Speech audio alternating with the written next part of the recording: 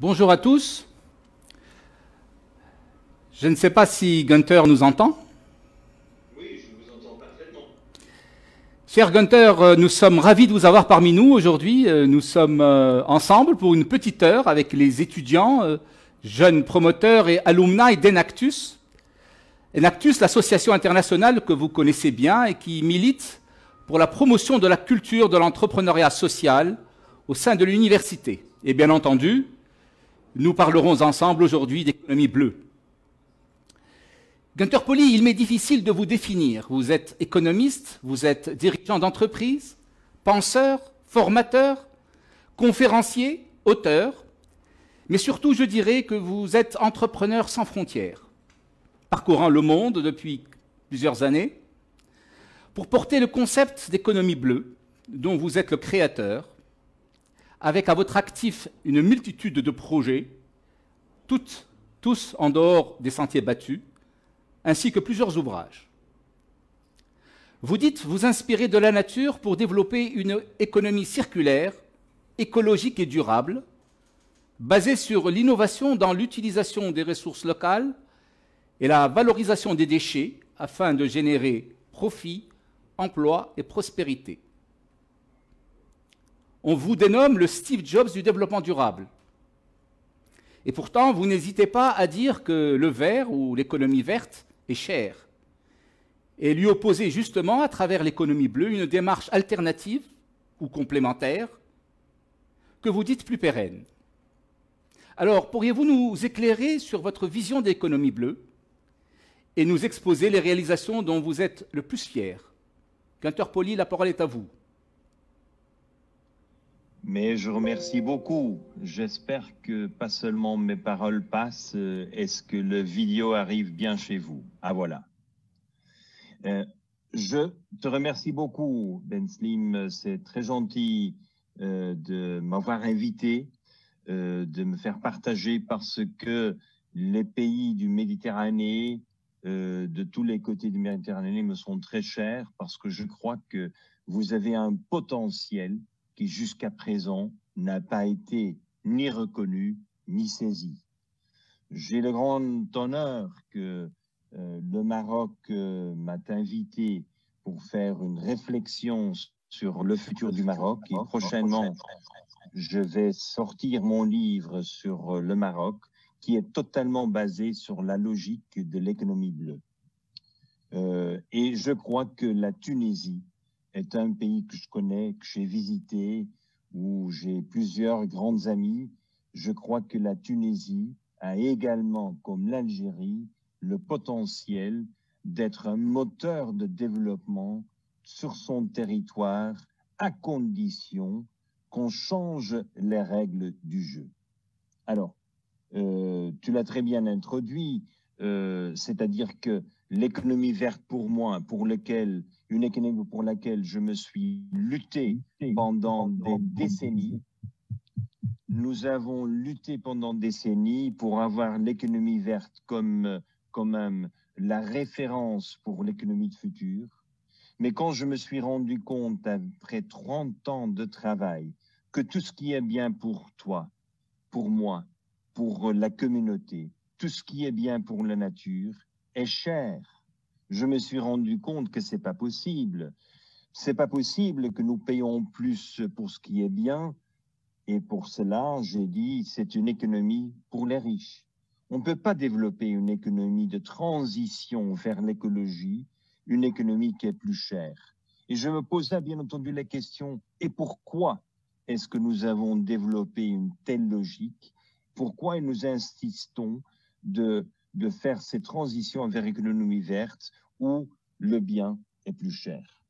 Et c'est là où je me posais la question, quel est vraiment le problème du modèle actuel? Et le modèle est assez simple à saisir, c'est-à-dire que nous souhaitons toujours produire plus de la même chose.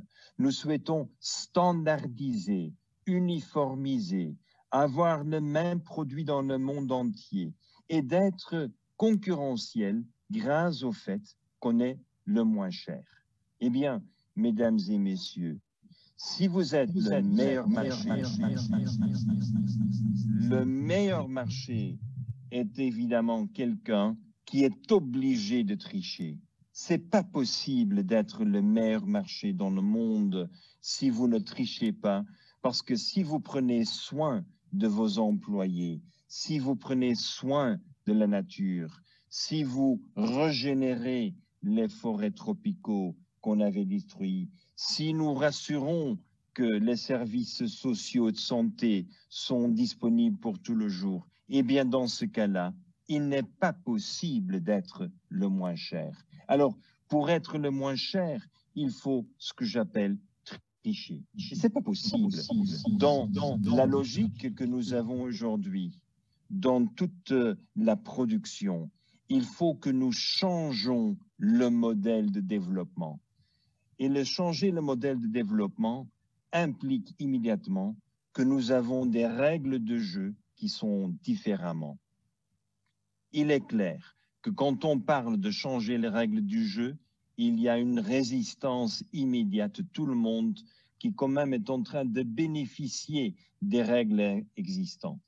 Mais moi, je rappelle tous les jeunes entrepreneurs, les jeunes qui souhaitent se mettre derrière des initiatives pour le bien commun, des jeunes qui souhaitent que ce n'est pas l'efficacité qui domine, mais c'est la résilience qui domine comme priorité. Eh bien, ces jeunes doivent quand même connaître la petite histoire que tout le monde connaît déjà, mais je vous rappelle l'histoire de David contre Goliath. Vous vous rappelez, non? Qui a gagné? Mais c'est David qui a gagné. Et pourquoi David était capable de gagner contre Goliath? Parce qu'il a changé les règles du jeu. Au lieu de faire le boxe, ben voilà, il a décidé de tirer une pierre. Mais deuxièmement, David n'a pas informé Goliath qu'il a tiré une pierre, parce que Goliath aurait pu tirer une pierre beaucoup plus grosse. C'est-à-dire que la transition d'une économie vers une économie bleue est une transition qui ne dépend pas du tout de la réflexion, de la philosophie, de l'information, de l'échange, mais ça dépend des gens qui font et qui foncent. C'est ça ce que je vous souhaite, tous membres et le nid de Enactus, que vous faites et que vous foncez, parce que de ce que nous avons besoin aujourd'hui, c'est des gens qui passent de la vision à l'action. Vous savez que l'économie bleue part de 200 initiatives que nous avons déjà réalisées. Alors, je ne vous présente pas une théorie, ni une philosophie. Mon livre, L'économie bleue, fut écrit après 15 ans d'expérience sur le terrain, où j'ai constaté qu'il était possible pour des entrepreneurs qui n'avaient ni expérience, ni argent en poche, de réussir dans leurs projets. Et ça m'a beaucoup motivé, ça m'a beaucoup inspiré. Et c'est la raison pour laquelle en 2009, j'ai écrit le livre Économie bleue. Je l'ai présenté au Club de Rome. Et quand je l'ai présenté au Club de Rome, le rapport fut immédiatement accepté. Aujourd'hui, mon rapport au Club de Rome, Économie bleue, est traduit en 50 langues et nous avons quand même pu vendre plus de 2 millions d'exemplaires. Pour un livre économique, c'est très bien. Mais c'est surtout très bien parce que les gens, au début, ont vu la proposition de l'économie bleue comme une bonne idée, mais avec peu de chances de s'imposer. Bien entendu, les gens m'ont dit « Ah oui, mais tu as des belles anecdotes, tu as des beaux projets, mais n'ont pas encore été traduits dans ce qu'on appelle les statistiques. » Alors, je vous propose quand même de penser d'autre manière. Qu'est-ce que je vous propose? C'est que l'économie bleue n'utilise ce qui est localement disponible. Ça, c'était une proposition qui n'est pas opposée à la globalisation.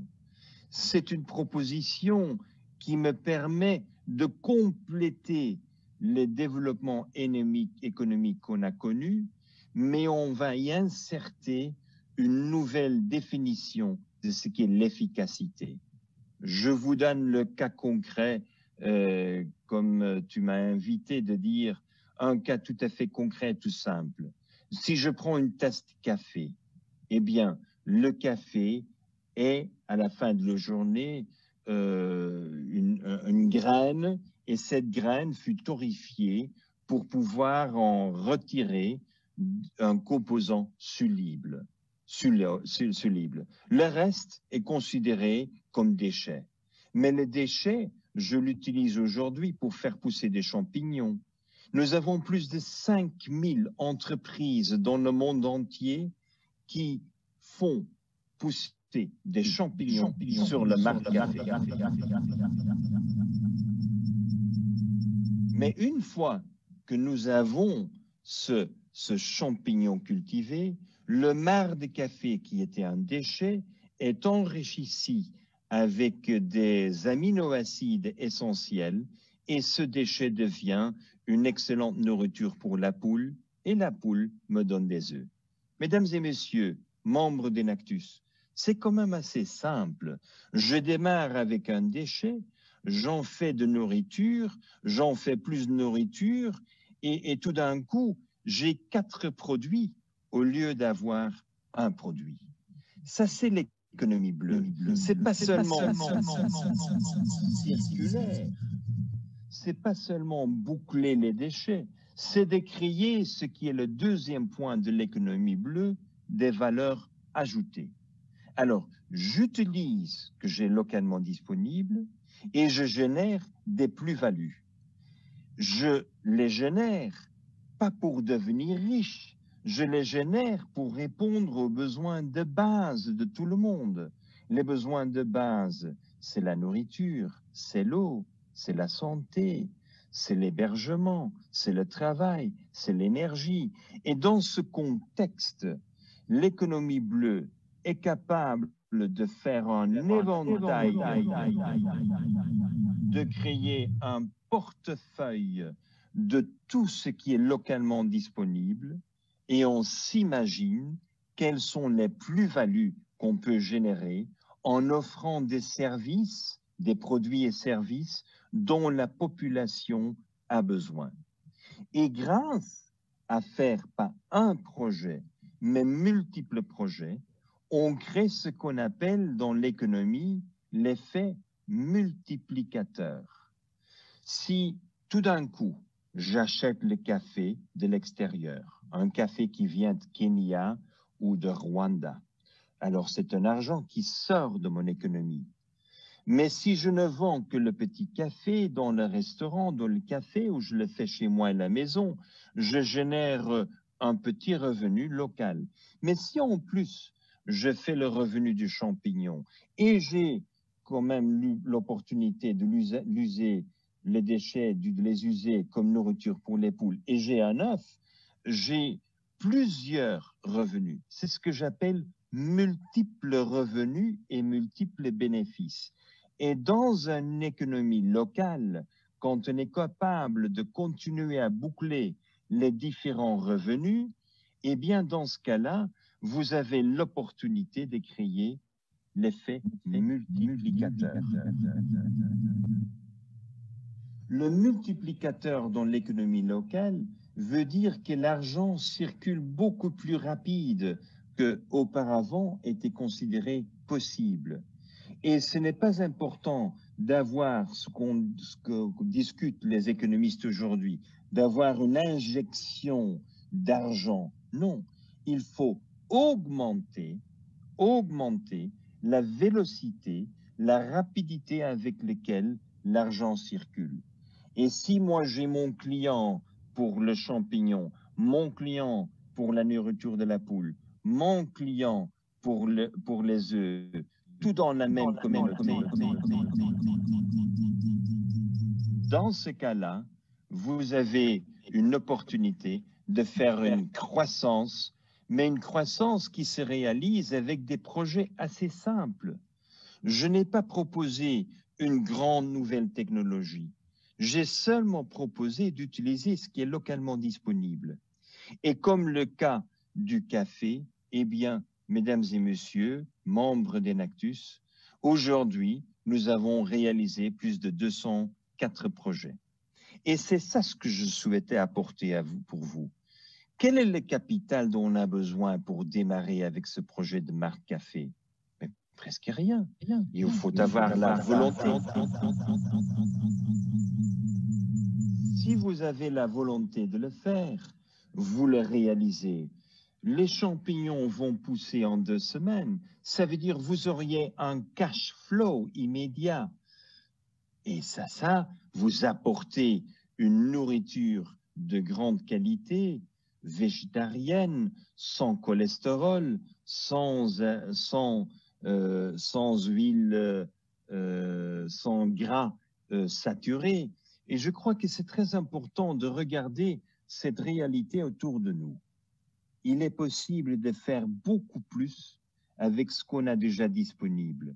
Et ça me donne une opportunité pour dire, il ne faut plus essayer d'obliger la nature, avec la génétique, avec la chimie, de produire plus. Non, c'est à nous de faire beaucoup plus avec ce que la nature nous donne déjà.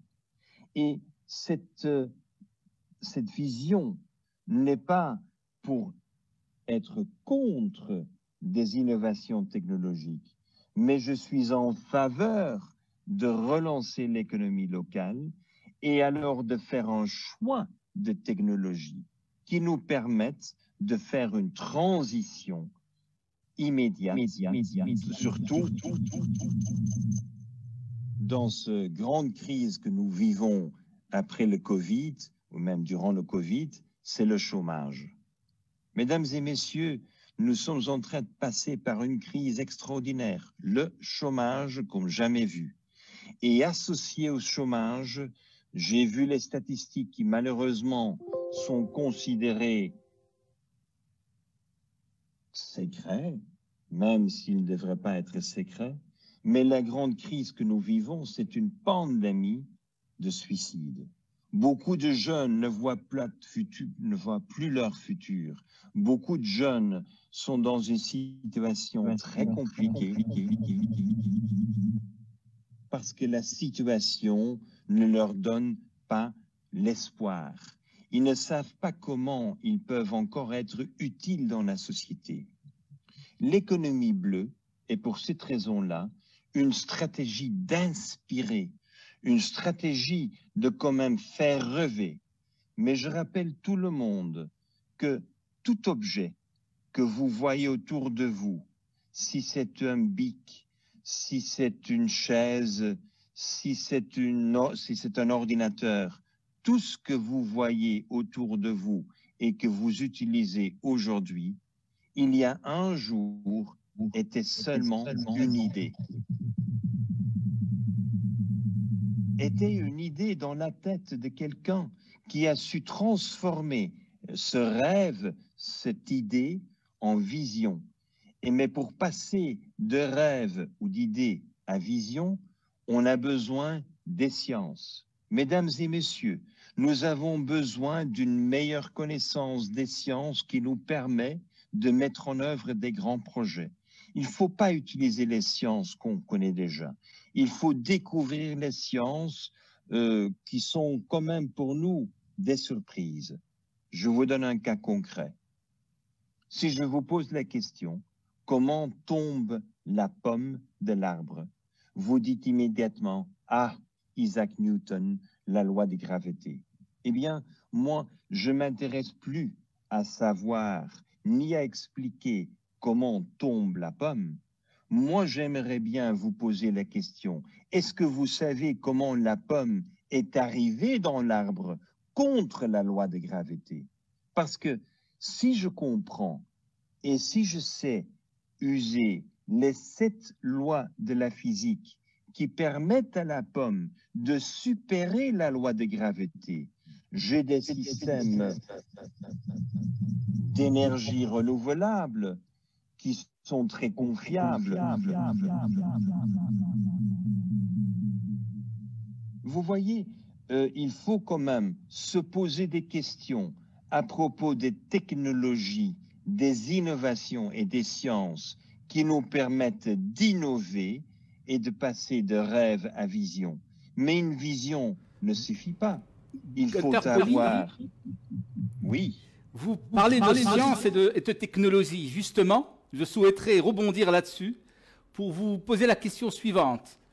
Le LiFi, Internet par la lumière, est un projet sur lequel vous travaillez et que vous continuez à travailler depuis un certain temps. Pourriez-vous nous expliquer le concept et pourquoi cette technologie tant prometteuse ne connaît pas encore la croissance qu'elle mérite aujourd'hui?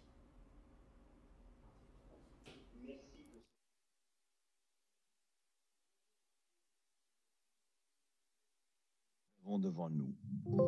Les choses que nous avons devant nous, c'est une réalité de la demande des gens d'avoir une connectivité. Alors, on aime bien être connecté. Il y a même des pays qui sont en train de préparer une adaptation de leur constitution pour que le droit à la connectivité devient un droit constitutionnel. Alors, la connectivité aujourd'hui, pour une autre raison, s'est produite, s'est concrétisée avec des ondes radio. Les ondes radio, en plus, les ondes radio qu'on utilise aujourd'hui pour l'Internet, ce qu'on appelle Wi-Fi, sont des ondes qui ont été prêtées d'une petite machine à la cuisine de micro-ondes. C'est le même standard que les micro-ondes pour chauffer un plat dans votre cuisine. Alors, on a implanté une technologie disponible sans beaucoup de réglementation pour pouvoir garantir la connectivité. Derrière, on a développé la communication mobile, le portable, avec le système du 4G, 5G, 6G dans le futur. Alors, quel est le problème que je vois?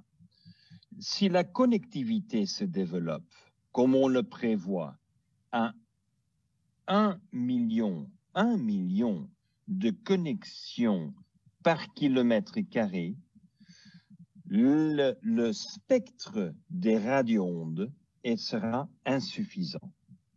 Parce que les ondes radio sont limitées à plus ou moins 1000 fréquences disponibles. Alors imaginez-vous 1 million de connexions distribuées sur seulement 1000 fréquences. C'est pas possible. On va avoir un embouteillage énorme de connectivité. Raison pour laquelle on est obligé de mettre de plus en plus d'antennes. Comme on parle par exemple dans le cas de 5G, on pense qu'il faut mettre une antenne chaque 200 mètres, chaque 300 mètres. C'est incroyable pour le 4G. On travaille encore avec une distance entre deux antennes de 3-4-5 kilomètres. Alors, dans ce contexte, nous sommes devant une limite qui ne va pas du tout permettre que le droit constitutionnel, comme on le voit aujourd'hui, soit une réalité pour la population mondiale. Ça veut dire, comme l'économie verte est pour les riches, ça veut dire que la connectivité sera pour les riches. Et les autres n'ont pas du tout avoir la connectivité dont nous avons non pas seulement besoin, mais qui est aussi nécessaire pour l'épanouissement de notre potentiel. Alors c'est à ce moment-là qu'on s'est posé la question, qu'est-ce qu'on peut faire? Quelle est l'infrastructure disponible? Et cette infrastructure qui est disponible, qui nous permet de faire la transmission de données, c'est la lumière. L'infrastructure le plus répandue le plus disponible, le plus démocrate du monde, c'est la lumière. Et comme nous avons cette grande innovation qui date de 2005 seulement, l'innovation des LED, des lampes LED, on a l'opportunité de faire clignoter les lampes LED, et grâce au fait que les lampes clignotent, nous pouvons faire la transmission des données parce que les lampes LED clignotent 200 millions de fois par seconde. Même les lampes les plus avancées, comme par exemple pour l'éclairage des avenues, des rues, l'éclairage public, eh bien, il y a des lampes LED qui clignotent 1 milliard de fois par seconde. Alors, combien de fréquences lumière sont disponibles? Eh bien, c'est là où le LiFi nous offre une réponse pragmatique et démocratique aux limitations imposées par les transmissions ondes radio avec leurs 1000 fréquences, que maintenant nous avons 1 milliard de fréquences disponibles avec la lumière. Alors pour moi, le LiFi ne se positionne pas pour être contre le 5G. Ce que le LiFi pourrait offrir n'est pas du tout possible avec le 5G, ni le 4G, ni le 6G, ni le 7G. Alors, milliards de fréquences et un débit de transmission qui est beaucoup plus rapide que le débit de transmission qu'on prévoit avec le 5G. C'est dans ce contexte-là que le LiFi est une technologie extraordinaire. La bonne nouvelle, pour répondre à votre question, la bonne nouvelle, c'est par exemple le dernier appel le smartphone Apple a déjà inclus les logarithmes pour le LiFi. La bonne nouvelle, c'est que Samsung a déjà plus de 1000 brevets autour du LiFi. L'autre bonne nouvelle, c'est que Huawei, le troisième grand joueur sur le marché, acteur sur le marché, eh bien, Huawei a aussi mis un centre de recherche et de développement pour le LiFi sur pied. Alors je crois que nous allons passer exactement la même expérience comme c'est passé avec le Wi-Fi. Entre l'invention du Wi-Fi et l'introduction du Wi-Fi comme standard sur un téléphone sont passés 17 ans. Alors, c'est normal que ça prend du temps. Bien entendu, nous avons maintenant des conditions beaucoup plus intéressantes parce que le LiFi peut devenir porteur de la démocratisation de la connectivité Internet, mais en plus, on élimine tous les doutes autour de l'électromagnétisme. Alors, je n'entre pas dans le débat si l'électromagnétisme est un gros problème, oui ou non. J'avance seulement que le LiFi élimine le problème. Alors là, je crois que chacun peut prendre ses dispositions nécessaires. La France, où fut inventé le LiFi par le professeur docteur Suat Topsu, professeur de Paris-Saclay, la France a passé une loi très importante qui s'appelle la loi Abeille. Et la loi Abeille interdit le Wi-Fi dans les crèches et oblige que les écoles éteignent le Wi-Fi quand les écoliers du primaire ne sont pas sur un ordinateur. C'est-à-dire que la loi prévoit quand même une protection des enfants, des jeunes, contre l'excès de radiation électromagnétique et les fréquences radio, et cette loi va donner un impulse un impulse très intéressant à l'introduction du LiFi.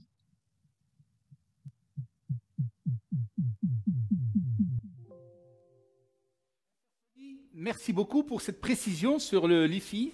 Ce fut très instructif. Donc on a l'espoir que cette technologie puisse voir le jour assez rapidement, dès lors que les grands de ce monde de la téléphonie ont adopté le concept. Je souhaiterais revenir à nouveau en Tunisie, le pays que vous avez visité, pour vous poser cette question-là. Parmi les projets que vous avez développés aujourd'hui dans le monde, lesquels pensez-vous être duplicables aisément en Tunisie et pourraient représenter une opportunité pour nos jeunes entrepreneurs? Alors là, je risque de démarrer sur un monologue de plusieurs heures, parce que je crois qu'il y a tant de potentiel chez vous que je pourrais continuer à parler. Et moi, je propose qu'avec Kenactus et les membres et les alumni, nous regardons ensemble un jour de faire un vrai inventaire de tout le potentiel que vous avez dans le pays. Mais parlons de peut-être deux cas tout à fait concrets. Autour de la Méditerranée, il y a une plante qui est méprisée comme quoi, s'appelle le chardon. Vous connaissez le chardon? Non, pas pour ma part, mais j'imagine que nos ingénieurs d'Enactus connaissent cette plante. Alors, le chardon est considéré une mauvaise herbe. Le chardon a cette petite fleur violette, très brillante, très forte. Et le chardon ne pousse que sur des terrains où il y a trop de nitrates et des terrains qui sont dépourvus de nutriments. Alors le chardon, aujourd'hui, autour de la Méditerranée, de l'Italie, vers le Maroc, Tunisie, Algérie, même en Grèce et la Libye, dans toute cette région, il y a 20 millions d'hectares de chardon. Et qu'est-ce qu'on fait aujourd'hui avec le chardon? On le traite avec des glyphosates. On les tue. C'est une approche assez bizarre, hein? C'est d'utiliser de la chimie pour tuer une plante qui est quand même un cadeau de la nature, parce que la nature nous a développé les variétés de chardon qui nous permettent de redresser des déséquilibres dans les terrains. Le chardon, il y a une fleur, la fleur est comme le tournesol, et cette fleur, comme le tournesol, a une huile, et l'huile, avec seulement température élevée à 180 degrés et pression, on peut le transformer en acide. Rappelez-vous, l'acide. Et quand vous avez la paille de ces fleurs, c'est du cellulose.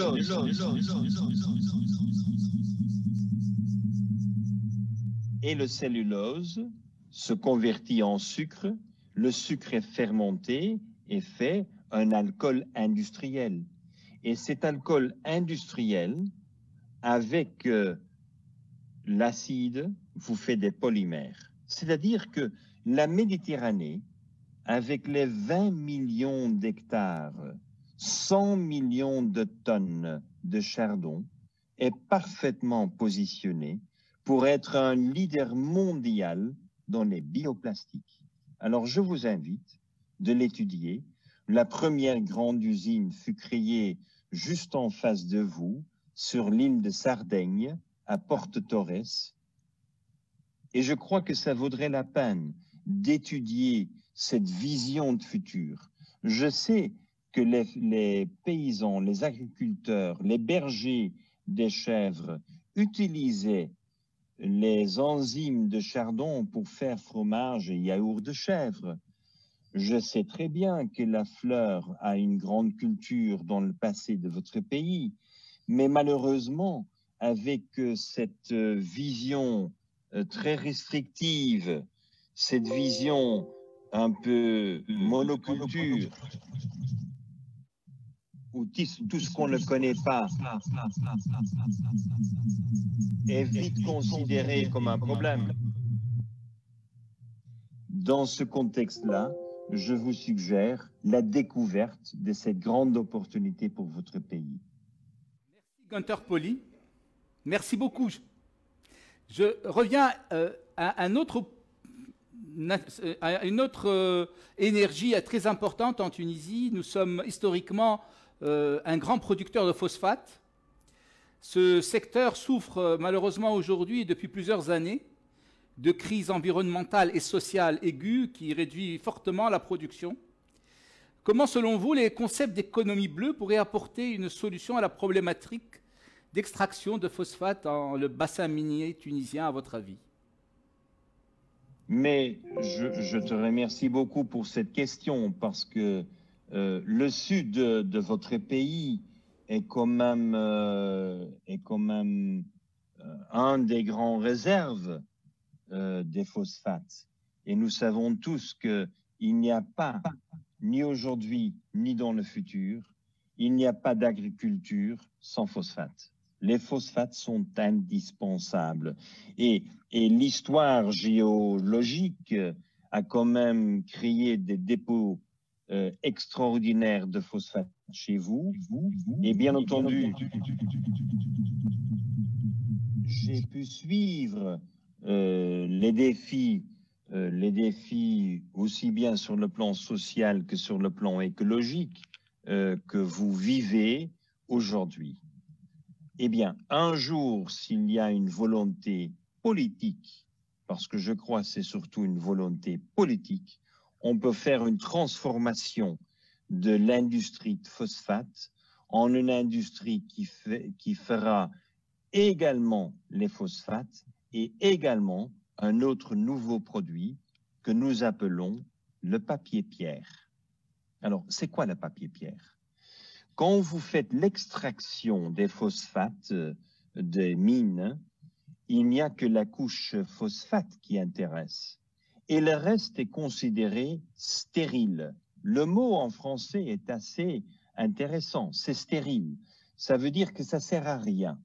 Mais le stérile, comme nous l'avons développé, maintenant il y a déjà 20 ans en Chine, ce stérile est un produit extraordinaire parce que quand vous le moulez, vous le triturez en poussière et vous le mélangez avec les bioplastiques dont je viens de vous parler avec le chardon, vous avez 80% déchets mines stériles. Et de l'autre côté, vous avez les polypropylènes. Vous pouvez, excuse-moi, c'est pas le polypropylène, c'est l'éthylène, le polyéthylène de haute densité. Si vous mélangez les deux, eh bien, vous aurez un produit, une masse qui peut se transformer avec extrusion en papier. Aujourd'hui, il y a déjà 4 usines dans le monde entier.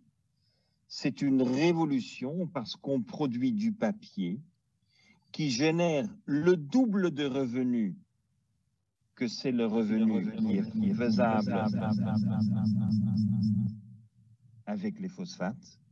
C'est incroyable, on peut doubler le chiffre d'affaires en utilisant le stérile et les phosphates sont bien entendu d'un marché garanti, mais la même chose c'est avec le papier. Le papier qui sera produit sans eau, produit sans couper un arbre et qui est recyclable pour toujours est un produit d'avenir. Et c'est là où je vois un très grand potentiel de générer plus de revenus, d'éliminer un problème de déchets stériles qui s'accumule toujours, qui génère une poussière et qui est quand même un problème pour la santé, et de pouvoir utiliser la totalité de ce qui est localement disponible afin de générer plus d'emplois et plus de revenus qui pourraient garantir un développement social et écologique dans la région. Poli, je finis avec une dernière question. Si vous aviez un seul conseil à donner à nos étudiants et à nos jeunes promoteurs et alumni d'Enactus, ça serait lequel? Je crois que le plus important dont nous avons tant besoin aujourd'hui, c'est l'esprit positif. Je souhaiterais que tous ceux qui m'écoutent aujourd'hui, tous ceux qui ont eu la chance de quand même de s'inspirer avec les cas concrets, eh bien, je souhaite que vous tous et toutes, que vous preniez comme engagement dès d'aujourd'hui, que tous les jours, vous raconteriez une histoire positive, une surprise, que vous racontez histoire et surprise de quelque chose qui est possible dans ce monde et surtout dans votre joli pays, la Tunisie, et que vous réussiriez à faire passer ce message positif à tout le monde. Vous savez que pour moi, ce qui m'intéresse le plus, c'est que nous restons très actifs et vivants avec le petit enfant qui est en nous. Et le petit enfant veut être positif. Mais pour être positif dans sa vie, il faut avoir des nutriments. Et ces nutriments, ce sont les petites histoires qu'on raconte tous les jours. Mesdames et messieurs, ma fondation a eu l'honneur et le privilège de réaliser plus de 200 projets.